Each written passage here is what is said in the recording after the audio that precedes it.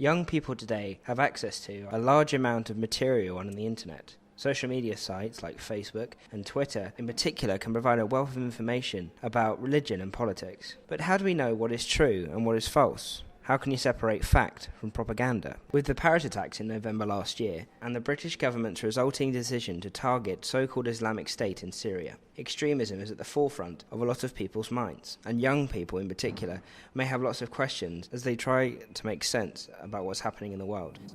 All Muslims are terrorists. No, saying that all Muslims are terrorists is the same as saying that all Catholics are members of the IRA and that all Germans are Nazis. It's simply not true. Okay, so not all Muslims are terrorists, but all terrorists are Muslims? No, people from all backgrounds and beliefs can be terrorists. For example, in 1999, David Copeland, a neo-Nazi, carried out a series of nail bomb attacks against gay and ethnic minority targets in London. His attacks killed 3 people and injured 129 more. And in 2011, 3 Italian eco-terrorists were caught trying to bomb a nanotechnology centre in Switzerland.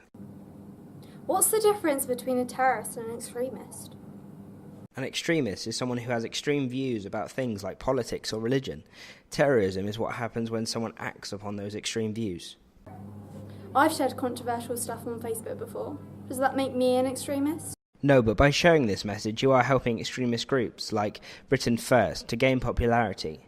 And if you shared a post like ban the burqa or close our borders petitions in recent weeks, it might not mean that you're an extremist, but you are certainly supporting those who are.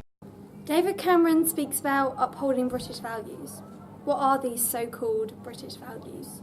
We believe British values are really just human values, ideas that we should all live by, regardless of where we come from or what we believe. Founder and co-director of Inspire, Sarah Khan, says British values are shared values. Values such as the rule of law, democracy, tolerance of other people's different faiths, opposing any forms of discrimination on the basis of sex or sexuality. It's about building a society that has respect for one another. As Martin Luther King Jr. says, the question is not whether we will be extremists, but what kind of extremists will we be? Will we be extremists for hate or for love? How much happier might the world be if everyone was just more tolerant? And that tolerance needs to start online. So before you like or share a status on Facebook or retweet something you've seen on Twitter, think before you click. Make the right choice.